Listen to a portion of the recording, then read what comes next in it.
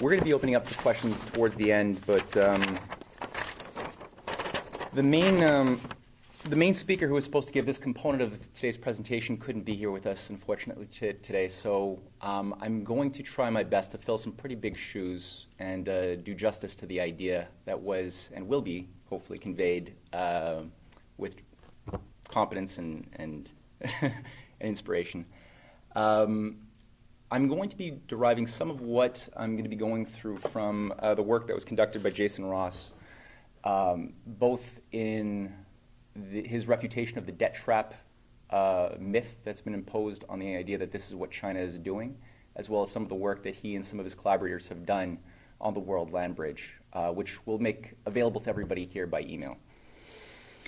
The idea of ending with the concept of a symphony of nations and that political economy and the idea of international law should better be understood as a symphony where all parts, both the individuals as well as the nations that make up the brotherhood of mankind, should be likened to a symphony where each part has their own voice, every person has their own voice, but they all have to find a way to play to a greater harmony than themselves for the good of all.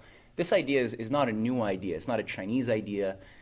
This goes back as a concept to the ancient times. We've seen this written about by Plato, by the Pythagoreans. We've seen this come up again during the European Renaissance.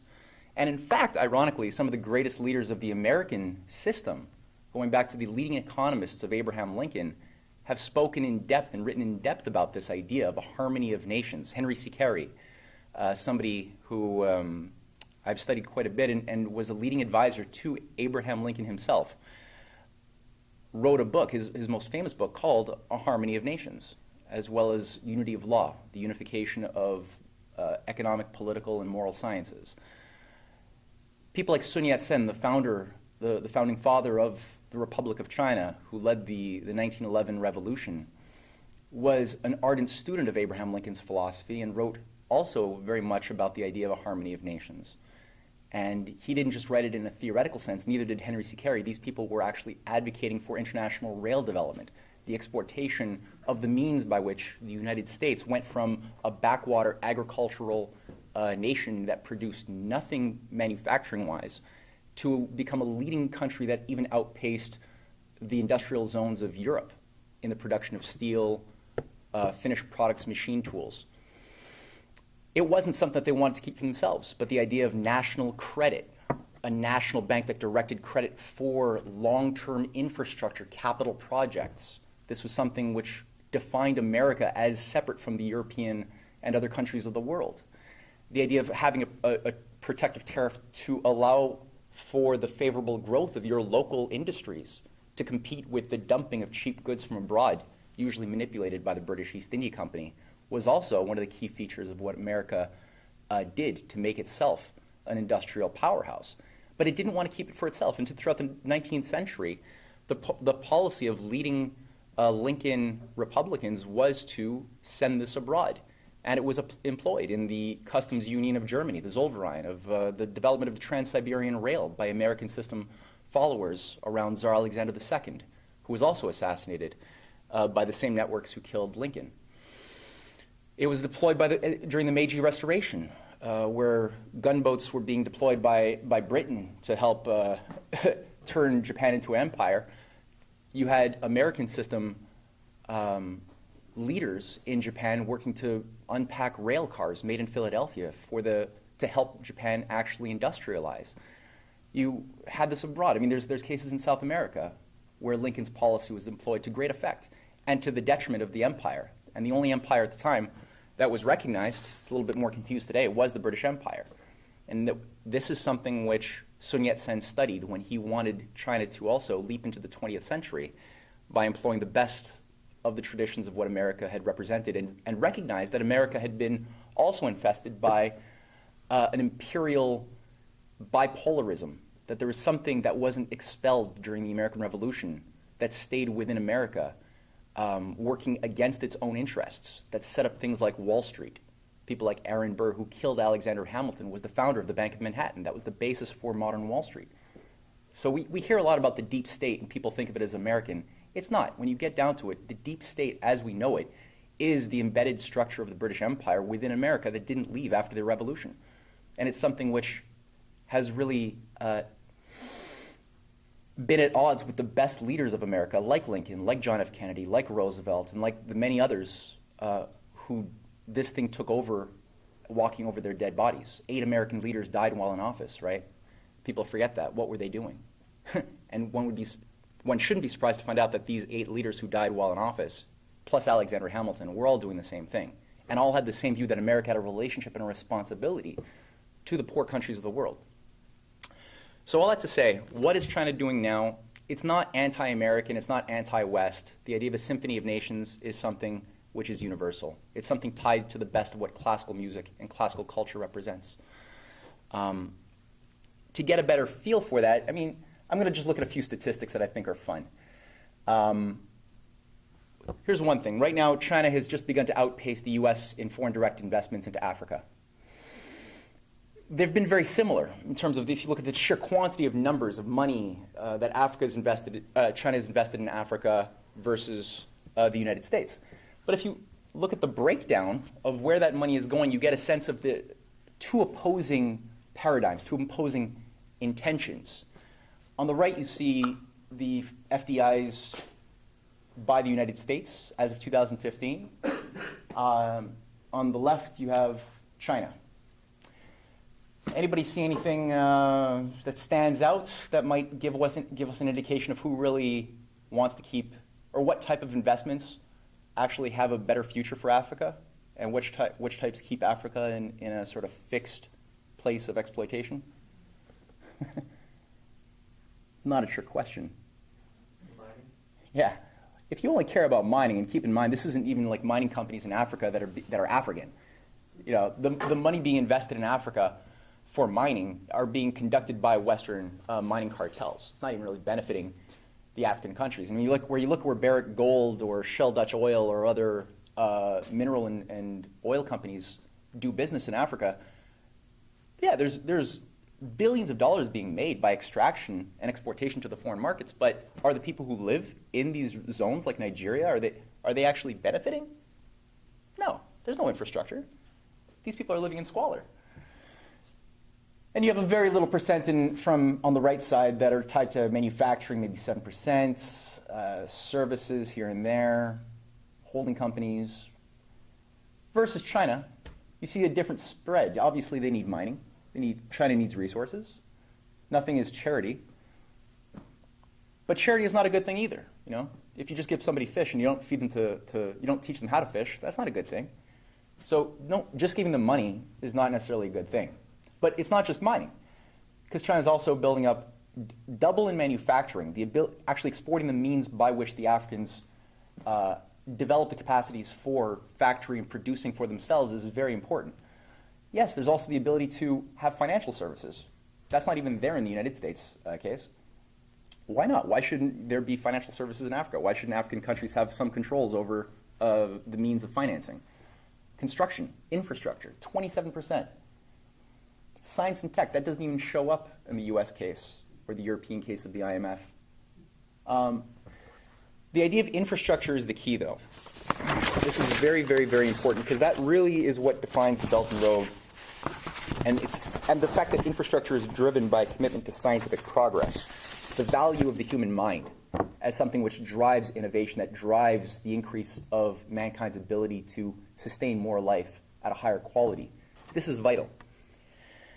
The opposing view, if you look at the Western view, I was struck by a quote from 2013 by Barack Obama, who exemplified this Western, I'd say, very, very condescending mentality towards Africa, where he actually had the gall to go to a variety of African countries and give a speech in one of them. I believe it was Kenya, but it might have been somewhere in South Africa. I might be wrong. Where he said, ultimately, if you think about it, all the youth that everybody has mentioned here in Africa, if everybody is raising living standards to the point where everybody has got a car and everybody has got air conditioning and everybody has got a big house, well, the planet will boil over. So we can't have that. God forbid. So what did he announce? That the only type of investments, all of the billions of dollars that the U.S. was going to be giving to Africa, it was only allowed to go to clean, acceptable forms of energy that wouldn't boil the planet over. So massive subsidies to solar panels, windmills. These things were acceptable. Things like dirty fossil fuels, nuclear power, unacceptable. They change the culture of, they change the natural ecosystems of the African culture that are naturally tribal. We all know that. They don't technology and these things, that's Western things. We don't want to impose our cultural values of technology onto a country or onto a civilization who's naturally, they naturally want to walk 12 miles a day for water from a dirty well. That's naturally what they want to do. So these things were acceptable. This way of thinking has been going on for a long time. This is not an Obama thing either. He didn't invent that. He was a symptom of the problem. This has been going on for decades before that. And Lyndon LaRouche, who's a recently deceased American economist, the founder of the Schiller Institute with his wife Helga, who I cited at the beginning, he put together a very, very useful illustration to simplify, but to get across in the most truthful way what exactly happened to the third world as well as to the West. Now, this triple curve, as he called it when it was developed in the 1960s, it was developed in the 60s, but it came out as a triple curve model in 1996, demonstrates what happened to the West, because we've done this to ourselves too, where our infrastructure, the thing that actually has real value, representing the blue physical economy from 1968, has been permitted to decay consistently. If you think about where have all of the nation-building projects, the mega infrastructure, the maintenance, the Montreal railways were built largely in the 60s and early 70s. We haven't really continued a program of real serious nation-building since the 60s. That's been permitted to not only decay, but in its place, people have been given the idea that economics is about making money. And what better way to make money but with more money, especially if you can introduce principles of Las Vegas into the legitimate economy, which, if you think about it, this is exactly what Wall Street has become, Bay Street has become. So the idea of creating greater forms of debt that you could then speculate on, whether it's personal debt, consumer debt, student debt, housing debt, national debts, foreign debts, these things, there's so many ways that people have been trained over the years to securitize and then speculate on non-existing entities and then create insurance on those. Is wild, to the point that we now have over $700 to $800 trillion of derivatives that don't mean anything, which are about 20 times more than the real economy. The real economy is the thing that is productive, right? When you turn on your water, that stuff that comes out, there's a whole network of infrastructure. The ability to have food in your grocery stores is tied to the physical economy, right? Healthcare, education, the fact that we have literacy, culture, these are physical, they're tied to the physical economy. Without these things, you don't have a life worth living. That's what people don't study anymore, and that's what China is studying. That's what China has realized is the core of what drives value and everything else, and money only has value to the extent that it sustains an ever-growing quality and quantity of the blue curve. That's that's the transition that we have to get back to. So when people like Barack Obama start talking about how Africa can't have, it's not natural for them to have these things or else the planet will boil over, it's absurd. And it's as if like the US has really done that great of a job, or Europe has done that great of a job in offering lending to countries, when you look at the effect of trillions of dollars over 70 years of lending to poor countries. We saw that it hollowed out, what happened to the first world, but if you look at it,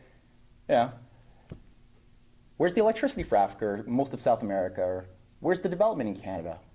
What about most of Asia or Russia, right? Look at Australia. There's hardly anything there. So there's really been a complete demonstration of incompetence on how do you actually develop an actual economy that sustains life. Now let's look at a few examples of some things here. If we actually get down to it, China. Okay. So of these investments, currently just a quick thumbnail sketch.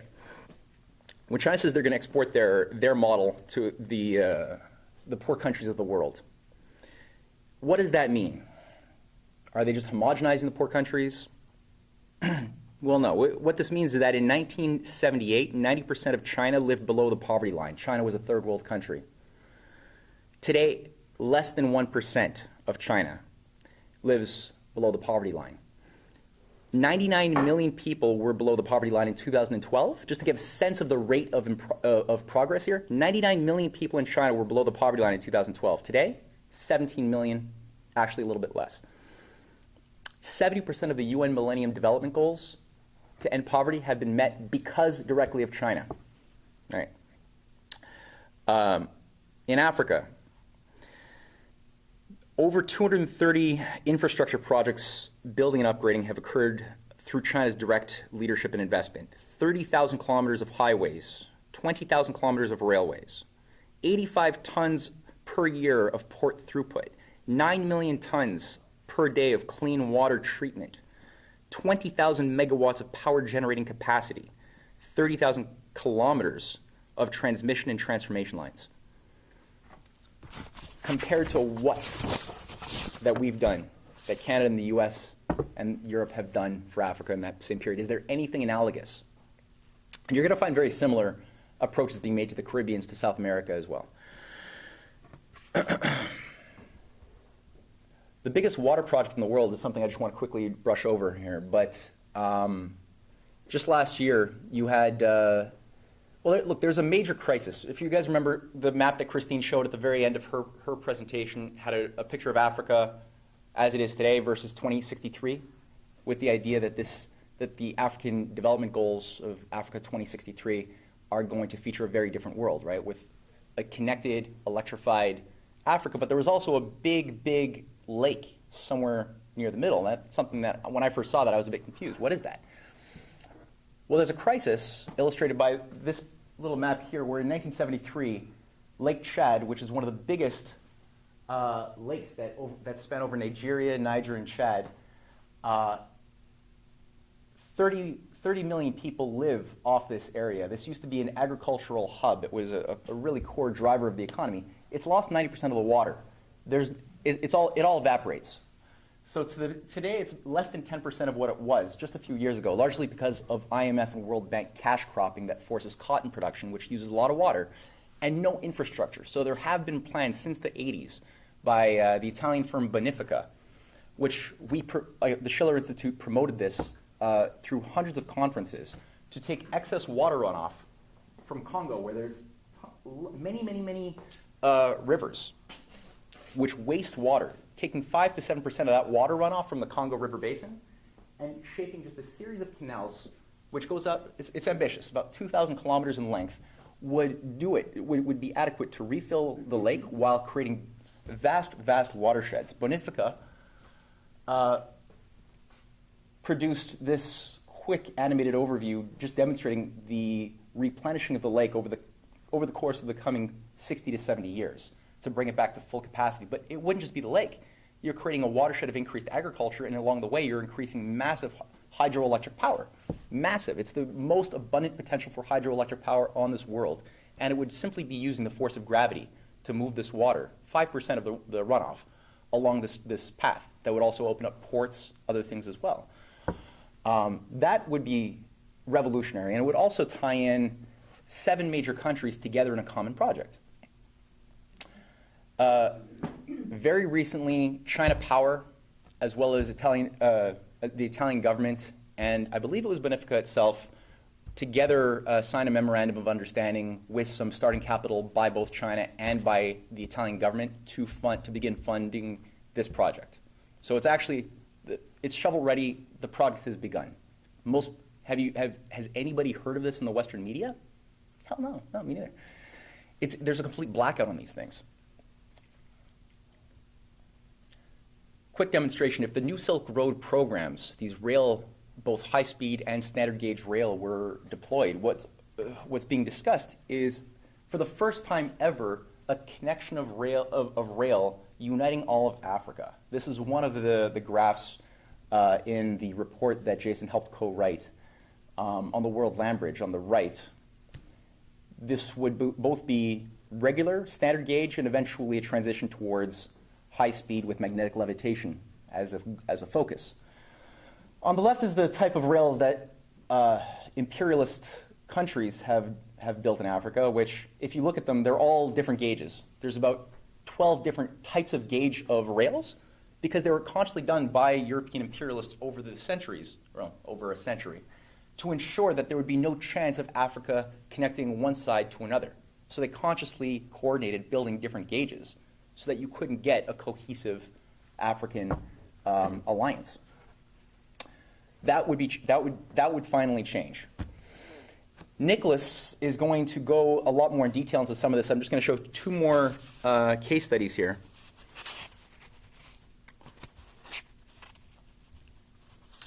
One of which Nicholas is going to introduce. It's a beautiful idea, and there's two big rail projects that were just done. The Addis Ababa-Djibouti rail line that connects to the Maritime Silk Road, that was just completed. It's almost 800 kilometers. It turned 3 days of travel into 12 hours. It was $4.5 billion, funded mostly from China, completely revolutionary. Then we have what we see here, which is the Nairobi-Mombasa Railway, $3.2 billion, just completed. And this is not the whole thing. This is just what's in purple. This is part of a multi-phase project called the East African Railway Master Plan, which the next phases will begin to connect all of these other countries from Congo, South Sudan, Ethiopia, Rwanda, Kenya. These projects are very, very important, and they tie into deep water ports in Cameroon that are being planned, Senegal. There's ports all over the place that are being built up. The Lake Chad Basin, like I said, it involves also Cameroon. And the way that China is doing it, for people, again, who say that they're creating debt traps, for this last project, China not only paid 80%, or 80% of it was supplied by a Chinese loan, but with a 10-year grace period and a 40-year payback period. 40 years to pay this thing back. This is not anything like the way that business is done by the World Bank.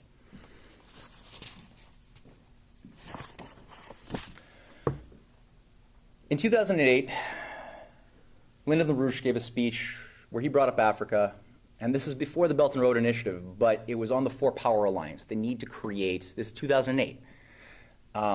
People thought that the Four-Power Alliance idea was the furthest thing from reality.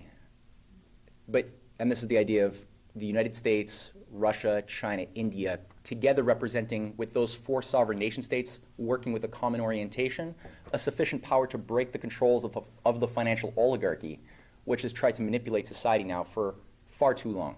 So with such an alliance, there would be a sufficient power to break it. And he made the point in this long speech. It's a beautiful presentation. But here's this component where he breaks into Africa, where he says, Africa is still a victim of the mass genocide by the British Empire, pure and simple. Cut away all the garbage, and that's it. It's the British Empire which is destroying Africa. So now we have a mission, not merely the problem of restoring economies of the United States and Europe and so forth. We have a problem of a world which is already suffering from shortages caused by this system, as in the case of China, progressing but not enough. India progressing, but 70% are extremely poor. Still, similar throughout Asia. Africa is a target of major genocide, chiefly by the British interests.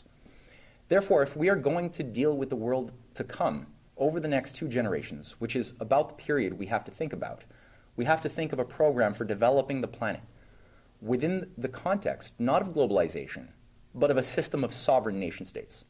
That means that nation states in particular regions of the world, that nations in particular regions of the world have to come to common agreements on development, long-range development, so we can create a credit for up to a 50-year perspective for investment in infrastructure and such projects.